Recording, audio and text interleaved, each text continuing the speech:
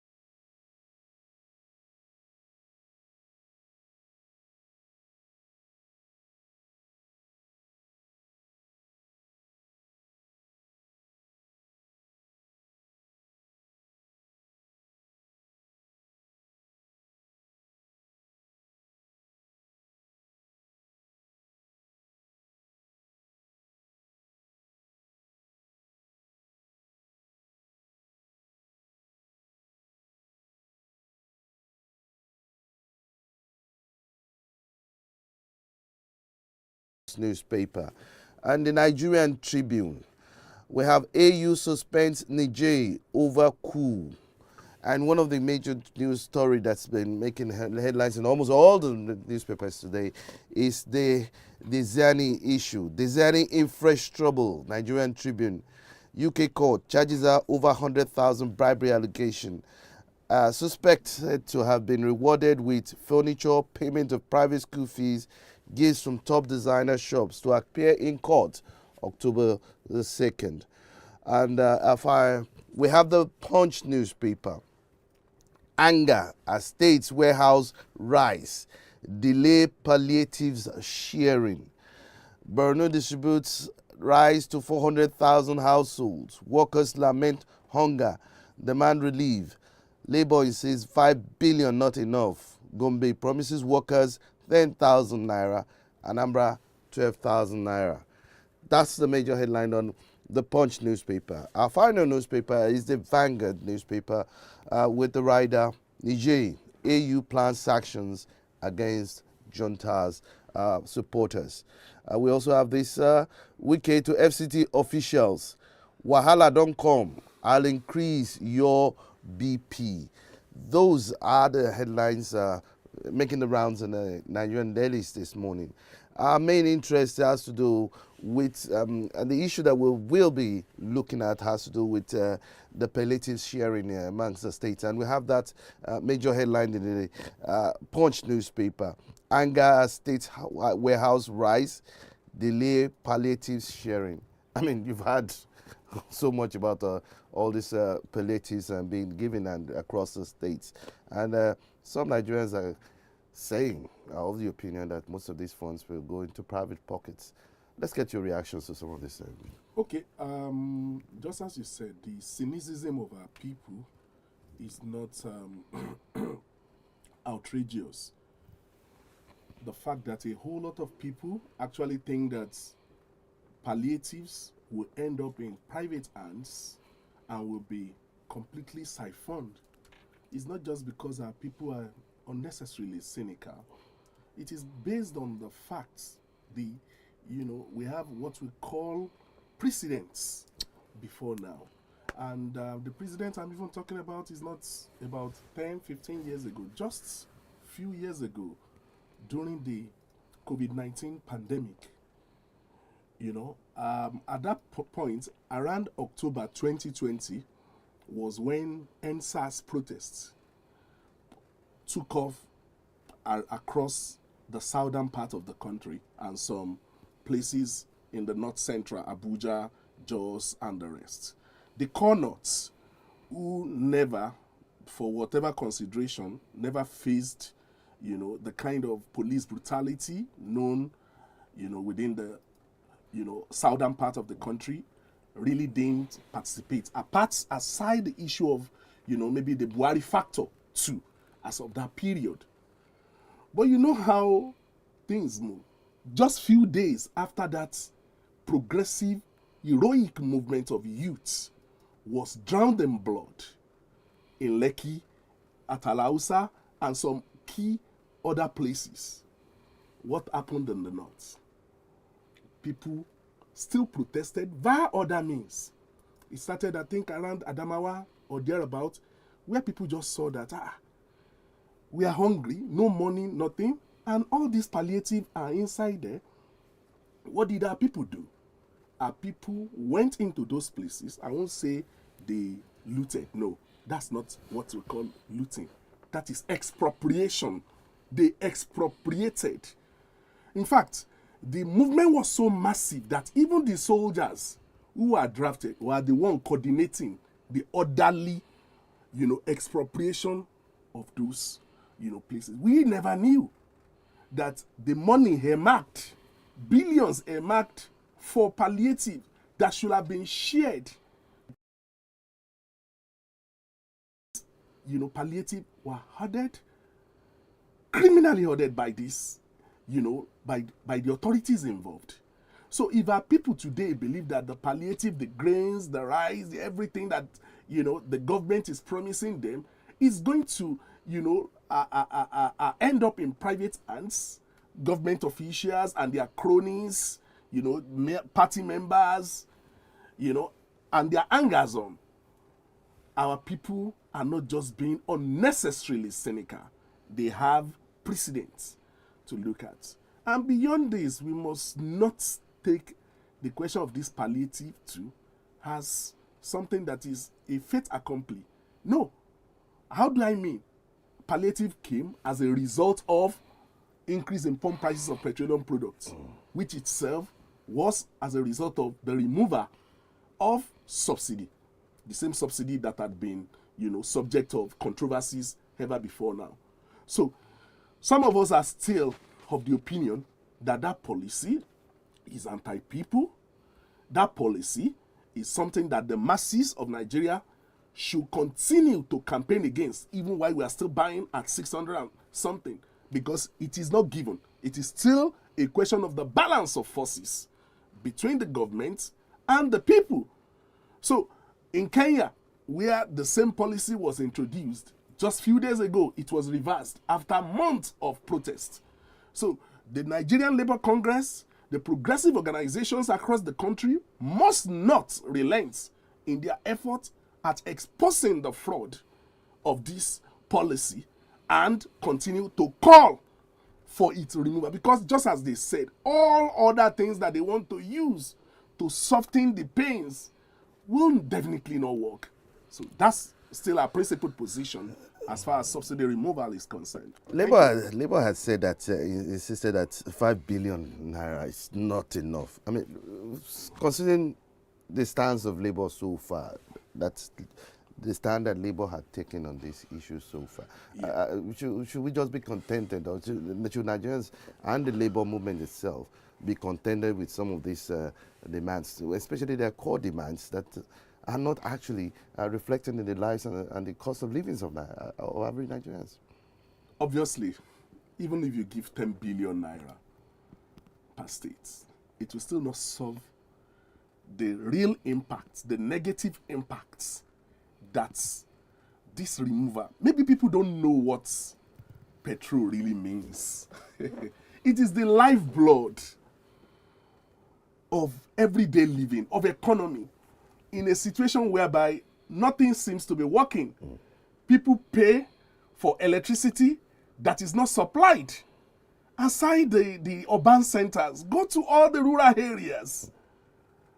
It is petrol. I will give you an example. I was in an oil producing, community last year, in the South, Kwale to be specific. If I tell you that that community has no electricity, despite, daily extraction of crude oil from that community. And that is just an example. A whole lot of other communities don't have electricity, so they depend on petrol. If there is anybody from the barber to the hairdressers to almost every individual, the so-called SMEs that you want to empower, it is this fuel that they use in powering all these, their small generators before life can continue. So whenever there is any increase in the price of petrol products, it has a net effect on the charges for the services, on the prices of goods and services across the country. So if you go ahead and give people 8,000 naira that they wanted, that they first proposed before they backed out for 6 months, how much is 8,000 naira going to cost when a tuber of yam in Ikeja here, just one tuber of yam in Ikeja here, is going for 2,800, 3,000 naira? So for how many days will a poor family be able to spend 8,000 naira to survive? So these are some of the things that we are talking about. Before now, the Nigerian ruling class had underdeveloped the society. If you want to intervene, if you give us how many buses for transportation in Lagos, for government-controlled public transportation through Lamata and every other thing, how much of transportation in Lagos is controlled by the government? How much? What percentage? Less than 20% of movements of goods and services is done through the BRT. So what happens to the over 80% that is being controlled by these individuals who buy petrol at 670 naira and who will have to, increase their fears? So these are some of the things that, we are dealing with. So the society that they have underdeveloped before now has now come back to haunt all of us. So much that your so-called intervention will still not be able to completely make up for the pains that our people go through as a consequence of this policy. And for Labour too, the preponderance of opinion among the rank and file members is still principled opposition to this, increase in pump price of petroleum products. If you take a sample of all the unions and include of their member democratically, if you democratically obtain all this data, you will see their principled opposition to all this. But the principled position still remains that you cannot, as a petrol oil producing society, country, it is the only country in the world that is oil producing and that is also still importing 100% of its local production, of its local consumption. 100%. So it is like a K-legged man who says your load is slanty. And he told the other individual that it is actually the hub that you guys are looking at. You're not looking at the root. The root still remains the inability of successive governments to provide functional, efficiently run refineries. Angola, I once said it before, who came onto the stage of history very late, still have some of its own local consumption being produced locally. Why Nigeria, that discovered oil in 1959 in commercial quantity in Oloibiri, still import 100% of its local consumption? It can never work. Now let's look at the other issues that is also making the headlines. And that has to do with the newly inaugurated ministers. And Daily Trust actually came out with a report that actually stated that Tinubu's 48 ministers to go up 8.6 billion in 4 years. I mean, to many Nigerians, this is a far cry from the fact that he had promised to reduce the cost of governance. And this is quite opposite to what he had promised. I mean, how will you reduce the cost of governance, yet you're having 48 ministers and they are to go up 8.6 billion? Let's get your reactions on that. Everything is interconnected. It is the nature of the regime itself. The ministers. There is a language on the street. It's actually a Yoruba proverb, which we have turned that, a Saturday that will be very great. We will have seen the, signs from Friday. The character of the individuals that are even in that ministerial list, before you begin to talk about even the amount that they are going to go up. We have an individual from Sokoto State, Sahara State, that was before now, thinking that as soon as he lost immunity by May 29, he will have a case with the EFCC. Yeah. But today, the same EFCC chairman of Hope is now the one, in detention, in the Gulag, while the accused is today a minister of the Federal Republic of Nigeria. We have various examples like that. An individual came from Rivers State.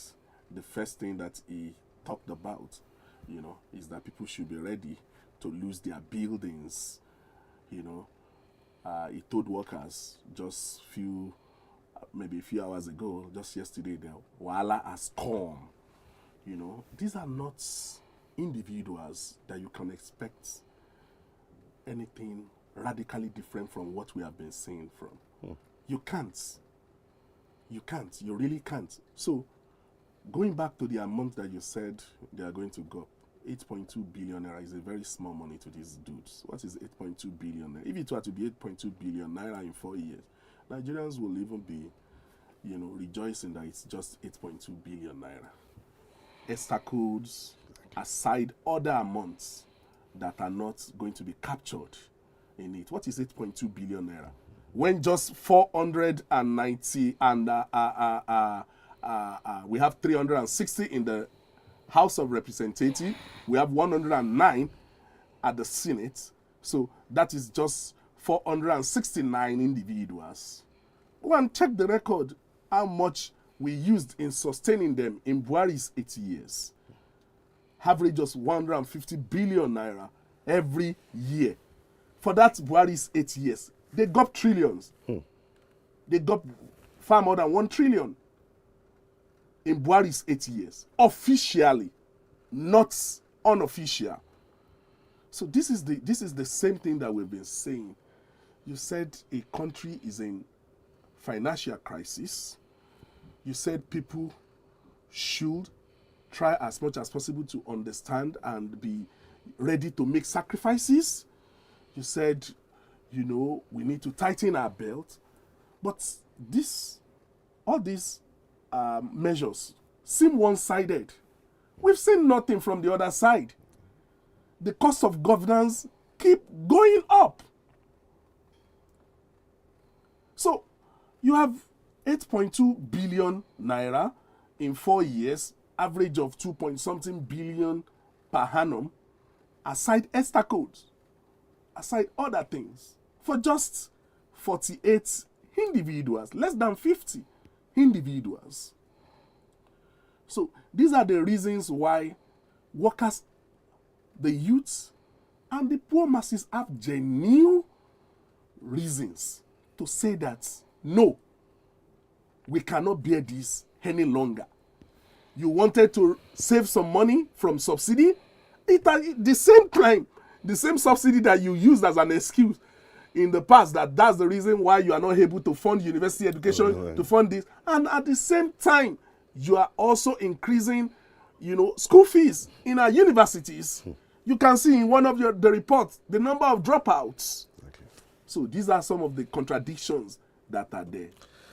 Well, you can be part of this program, and we'd like to hear your thoughts and your comments. And the number to call is right there on the screen. It's 0704 9941413. Again, it's 0704 9941413.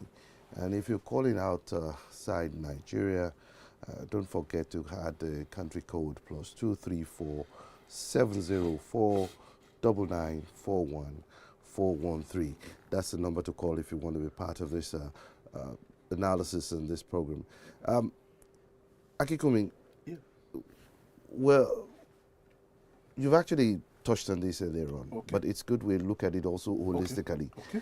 How will you assess the overall composition of President Tinubu's cabinet in terms of diversity and expertise? I'm not really a fan of, wanting to believe that it is just the expertise of the appointee that matters. I don't always subscribe to that because we've seen it on the internet. Oh, a lawyer Exactly. in aviation ministry, this and that. That's not actually the only thing. We must know the direction first and foremost. Ministers are just appointees. They are advisors. One president the other time said, when they accused him of not constituting his cabinet, he said, are they not noisemakers? It is not making excuses for him anyway, but that is the what do you call it? The orientation in this climb. But the fact of the matter is that you need to set the ball rolling. The president himself needs to consider the mood of the nation. If you say that the mood of the nation is such of, okay, there is no money, people need to be, the government needs to be frugal, it needs to get its priority right. The optics too, the kind of individuals that you bring on board sends a signal.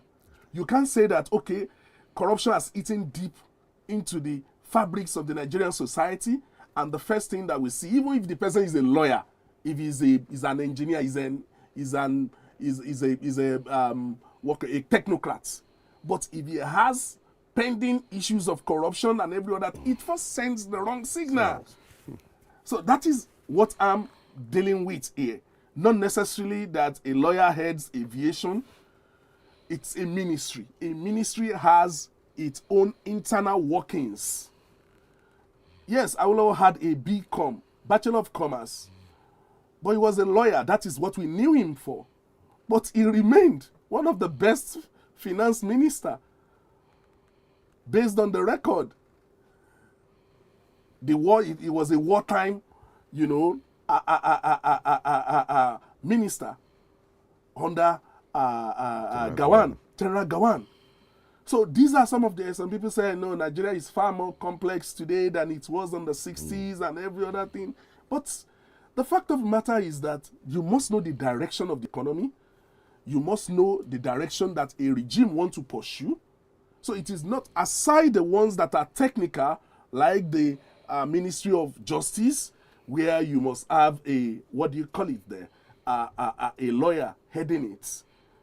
Every other ministry, it is not so much of the so-called expertise, because I've seen that kind of critique on the internet, which does not cut it for me completely.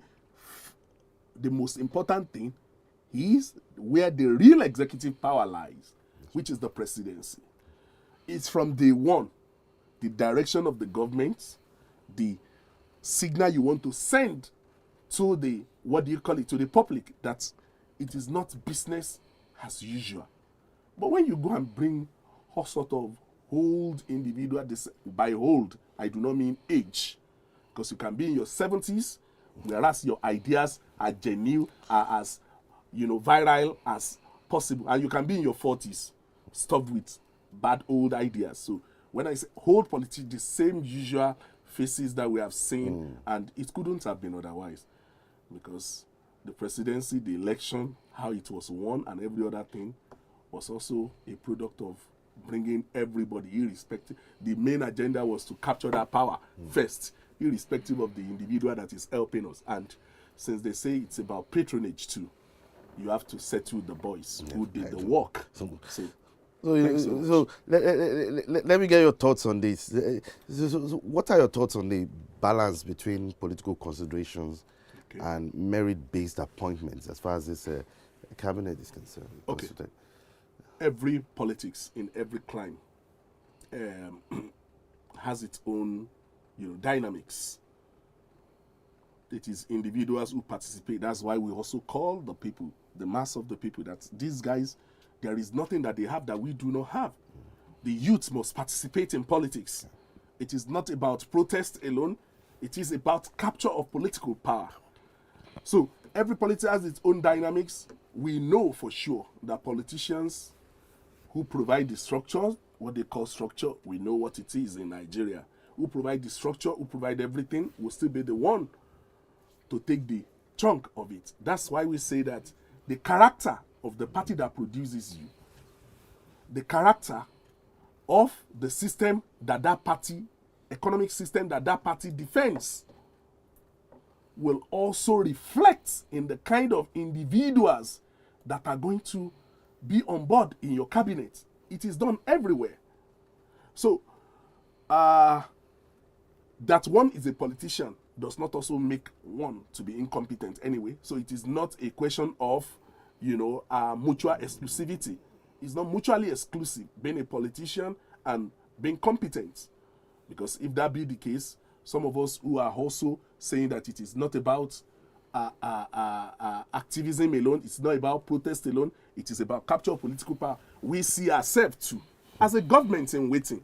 The youth of this nation, the individuals who are looking for better society, they must participate in politics. And when they do, it does not necessarily now mean that when the time comes, when power comes onto them too, they will also not, be, appointed.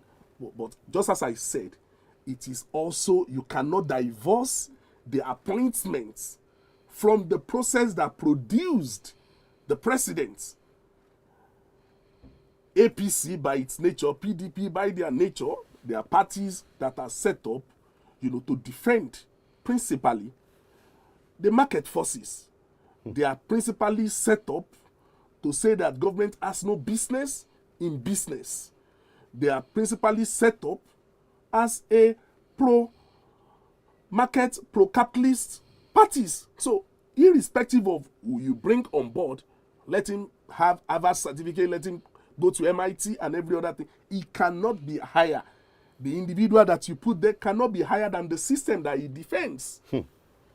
So these are some of the limitations, because beyond the individual, all this emphasis on the individual, somebody has all these certificates. You can have all these certificates, but this is the direction our government want to go. So the direction is we will need more revenues. We need to tax people the more. We need to get more money onto the covers of the government, irrespective of the pains that it causes. Irrespective of anything, you are just an appointee. They put you there. You must execute these policies. So what you are saying in essence is, the specific policy directions or priorities set by President Tinubu through his choice of ministers, how effective do you find these directions?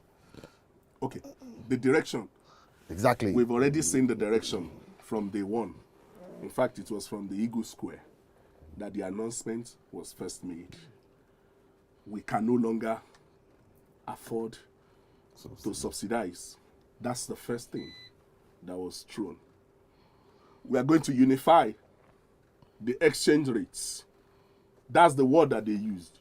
But that word is nothing but an euphemism for devaluation of the currency, of the naira. a lot of their, we call them bourgeois economists, have come to that conclusion that the Nigerian naira is overvalued before now.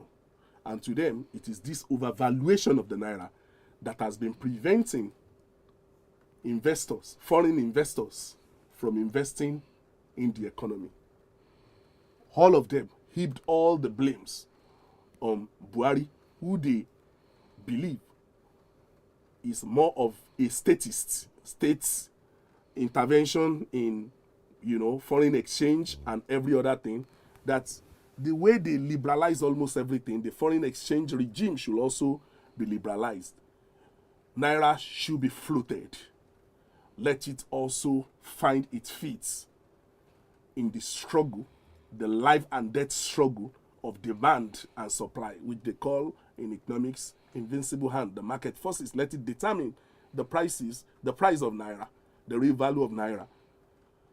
So, but what we have said, because what they told us then was that if they float the naira, that the the parallel market, which is actually the market that majority of other individuals, apart from the big boys player like Dangote and others, have access to, will also come down to come and meet in the middle. So if there is a 300 naira difference between the official price of naira exchange rate and the parallel exchange rates, by the time that you float it, it will come, the parallel will come and meet this, and the official will go up. So they meet in the middle. Some of them were so clinical, quote and unquote, in their analysis that it will be around 500 or 600 naira at the minimum. But that has not been reflected today, once they floated it, what have we seen?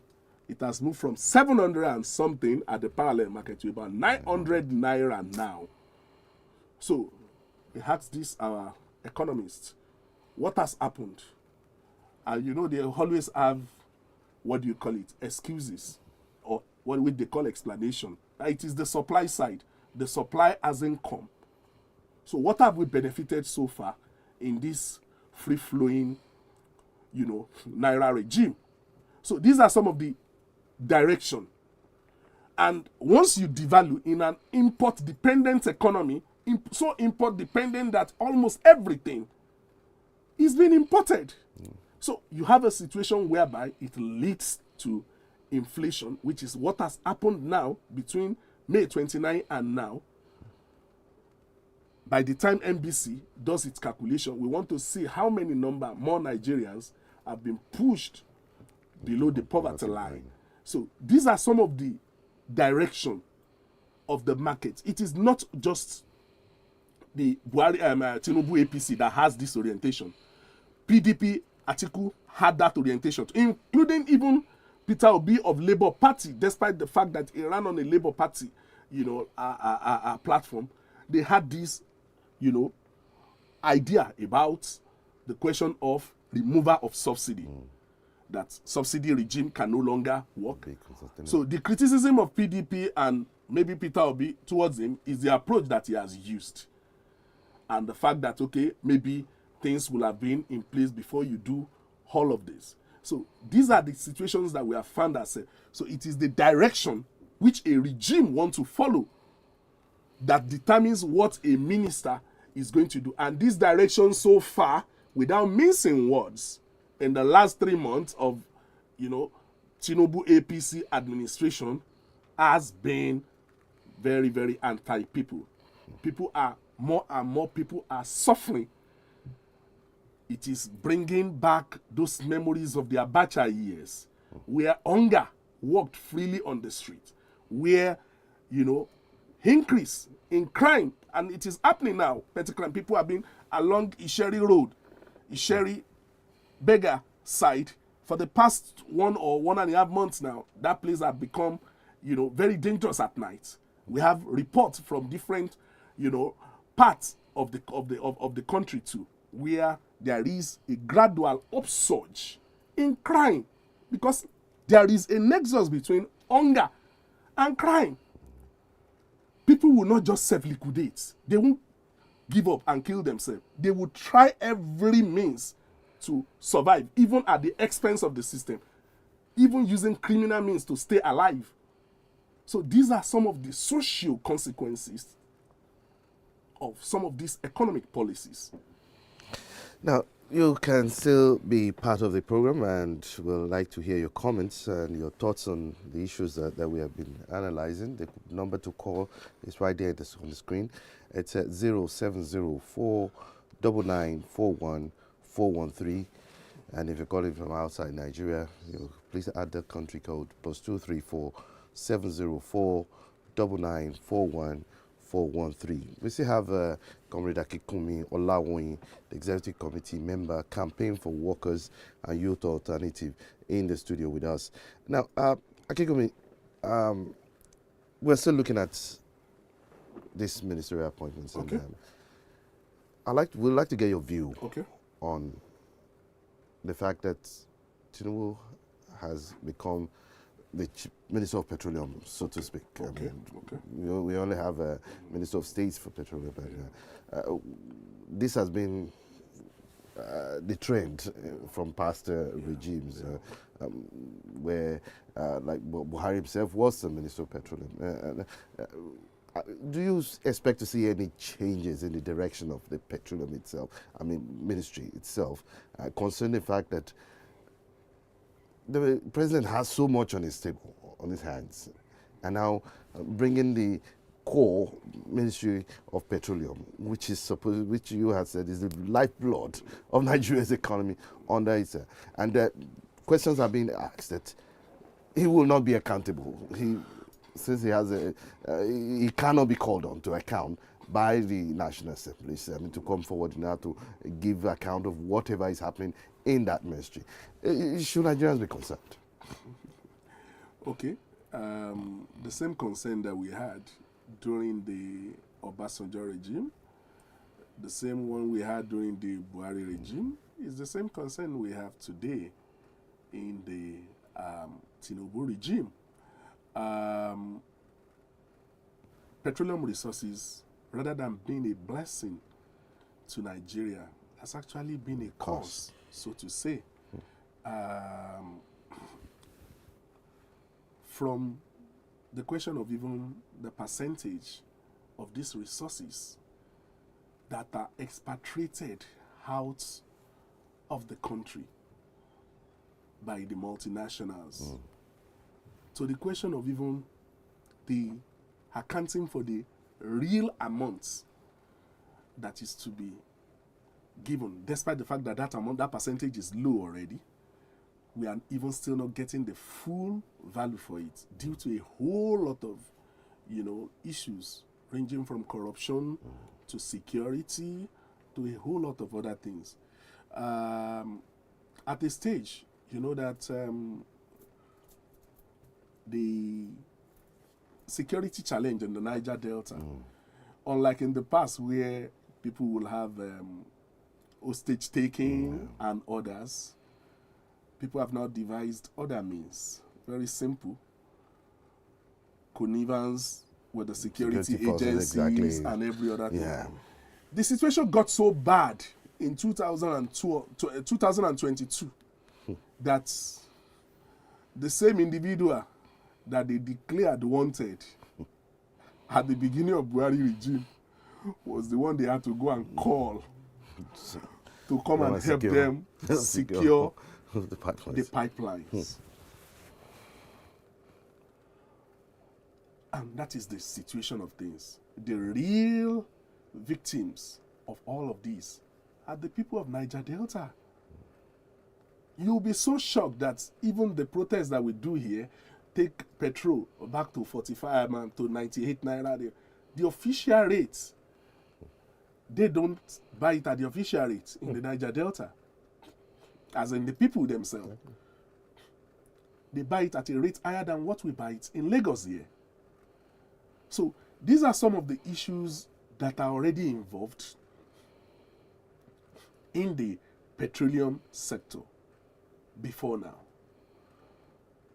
The wealth of the society that should ordinarily have been nationalized so that the enormous wealth that is coming out of the petroleum industry will at least reach significant number of Nigerians, including the host community in whose backyard rather, we are, drawing this oil.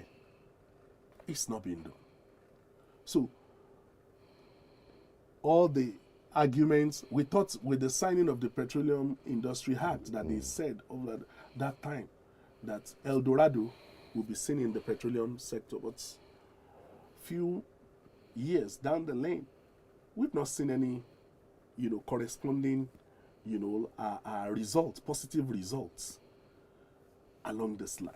So, like every other sector, we saw what other oil-producing society did with their agriculture, with the resources. We saw it before the destruction of Libya. We saw some of the things that you could use oil resources to do. We saw what Iran used their own to do. These are not, completely, okay society, but relatively, when you compare it with the kind of the ruling class that we had over here, who in the last 64 years of oil exploration in Nigeria has not been able to modernize the society. So those concerns that we had before now have not gone away.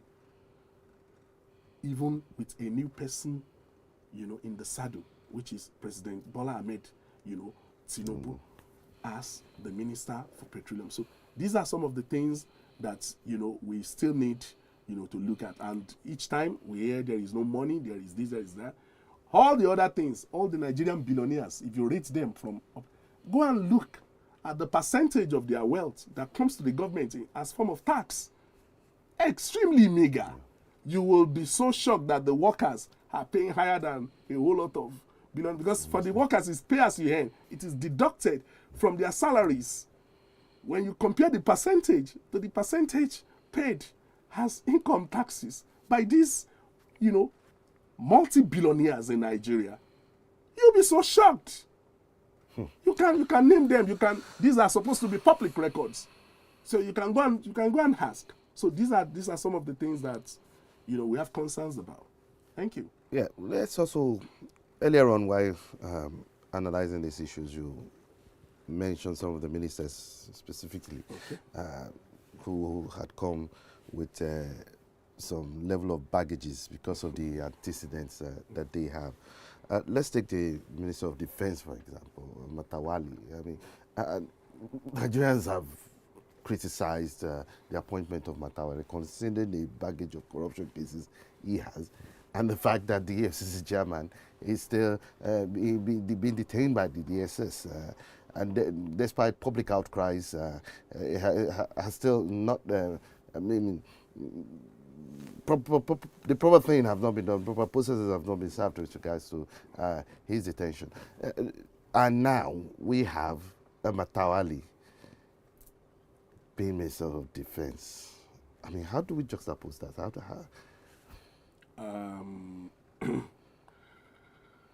Nigeria's situation is a bit. I'm looking for the right adjective to use. I don't want to use the word dramatic, because it is full of a whole lot of plots, suspense, and and intrigues. The youths who are desirous of change, the workers who believe that Nigeria can be better run, the honest Nigerian, working people who want a better society, they are not fools. They already know that the regime is starting on a very wrong footing. Because just as the case of Matawali that you mentioned, how do you reconcile it that an individual that has been alleged, yes, it remains an allegation until proven in the court of law by an anti-corruption agency of siphoning the resources of his state. He came back, threw a salvo that you two is because I don't want to come to the public. You are also as guilty as I. He didn't say I'm not guilty. But the fact is that Bauer, who was about prosecuting him, also demanded money from him. We saw all the interplay within the few days of President Bola Ahmed Tinubu's ascendancy. We saw the intrigues where, interagency fights, DSS raided EFCC's office, files were taken away, and every other thing. You are. What kind of signal are you sending to the society? Exactly. That, this is the same of same that we have always known. It's not that the masses don't know that it is same of same, but you are even rubbing it in their face. So you have a situation whereby, individual that has been indicted on question of the security in Sahara State, Exactly. in question of, cutting away government vehicles, where the new regime had to forcefully go and, take all this. You have not even given him the opportunity to come and defend himself. We are not hearing anything about those allegations again. The EFCC, granted, Bauer is no longer there, but it's an institution. So who takes over from Bauer? What is the state of that investigation of the Minister for Defense? So we have a situation like that, and the masses are looking. They are watching. They know that there is nothing you want to tell them about corruption that they are going to listen, because they know very well that the president seems not to be leading by example.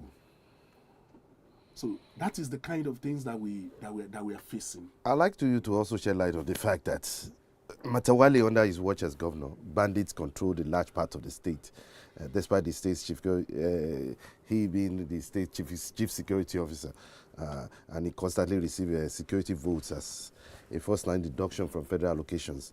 And we know, Nigerians know that as governor, he had no control over the police or military. His general attitude to insecurity in the state was nothing to write home about. And there are strong allegations that he even shielded some notorious bandits from being arrested or neutralized by security agencies under the guise of giving them a so-called amnesty.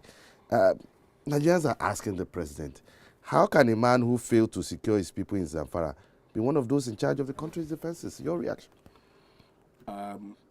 The reaction is the same that I've given before now. Ordinarily,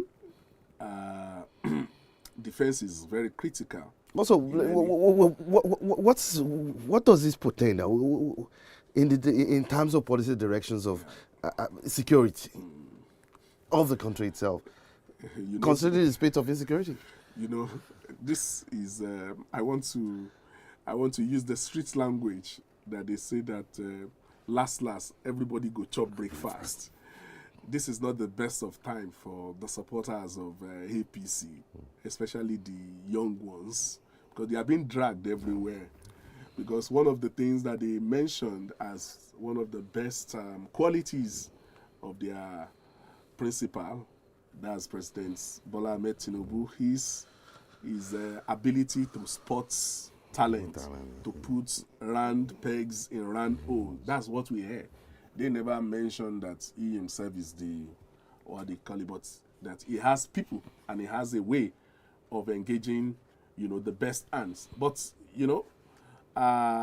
with what we have seen now, with the coming on board of people of, questionable characters, being given portfolio, that are so powerful that they can also tamper with their own investigation if care is not taken. So, some of us are not surprised. We are not surprised at all. The question of Zamfara State, Zamfara became, an ungoverned, a significant chunk of Zamfara State remained ungoverned in the last 5 to 6 years with the activities of these bandits. Ministry of Defense is both for internal defense and also the external defense. Without necessarily defending Matawali, you have mentioned it.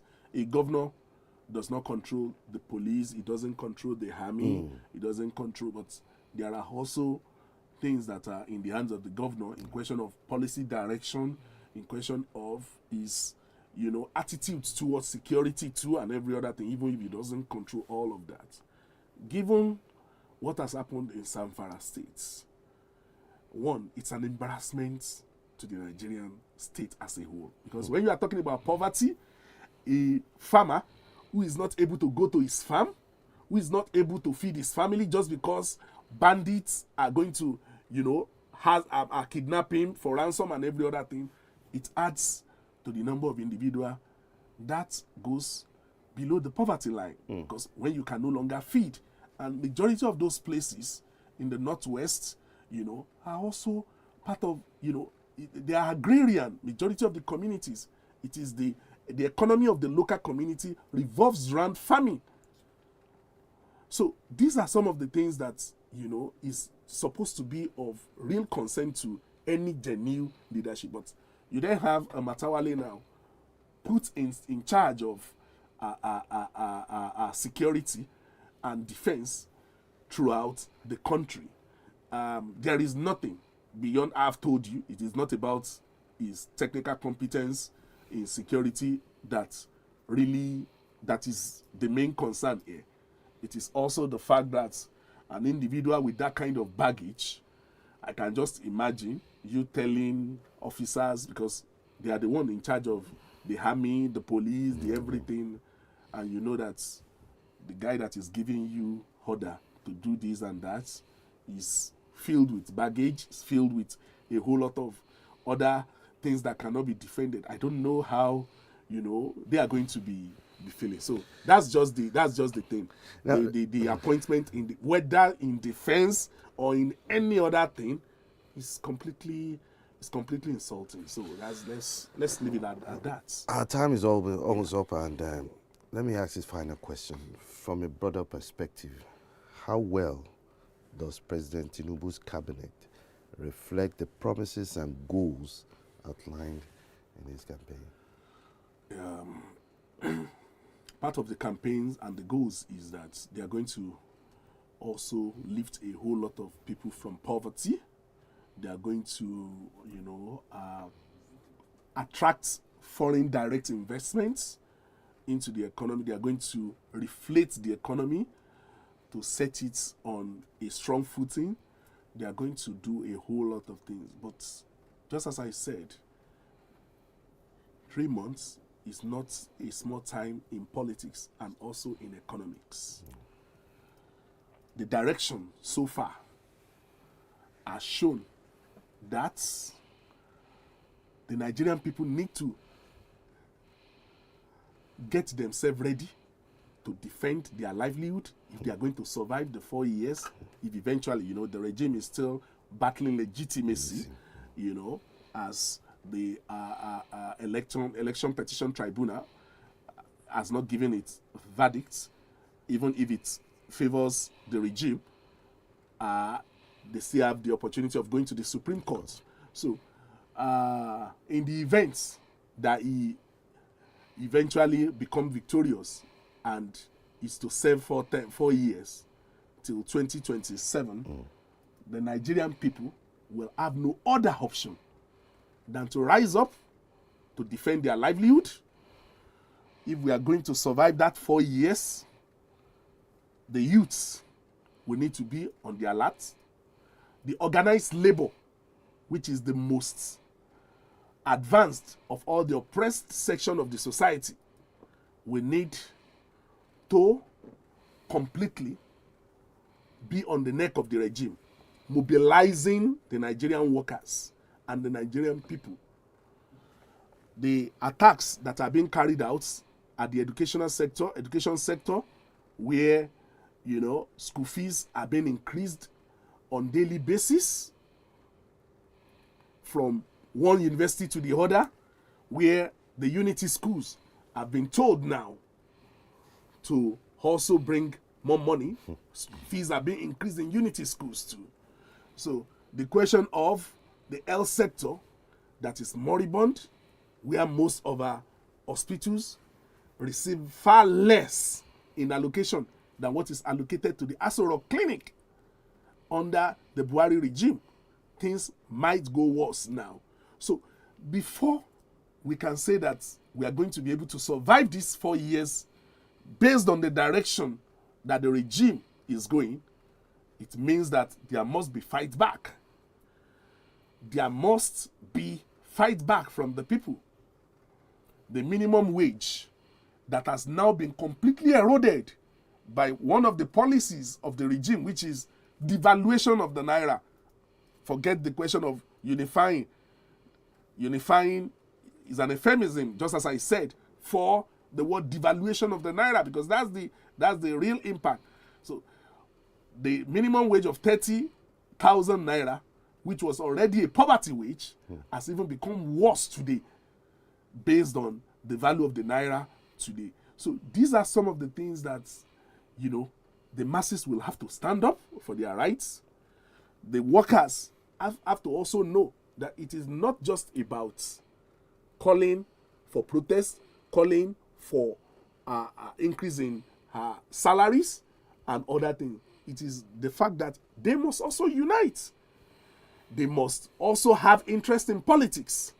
There must be an alternative socio-economic system to counter the pro-market capitalist system that they are pushing. The wealth of the society should be democratically run and owned by all of us. Profit first system must give way to an alternative system. So some of us have no apologies for saying it, that the neo-colonial capitalism that has been practiced for the past 64 years in Nigeria has led to hunger, has pushed 80-something million people in poverty. It has led to destruction of the environment, the Niger Delta environment, despite billions of dollars that have been extracted from that, from the Niger Delta. So to this system, we counterpose a socio-economic system called socialism as the way forward to Nigeria. A system in which the enormous wealth of the society will be democratically owned and run by the people. That's my part in short. Thank you. Akikum Yolawin, the Executive Committee Member, Campaign for Workers and Youth Alternative. Thank you for your insightful perspective and thank you for coming on the program. Thanks so much. That's much we'll be taking from our program today, and we'll hope to see you next week at the same time to discuss issues affecting Nigeria. It's a pleasure to have you all join us. We hope to see you again.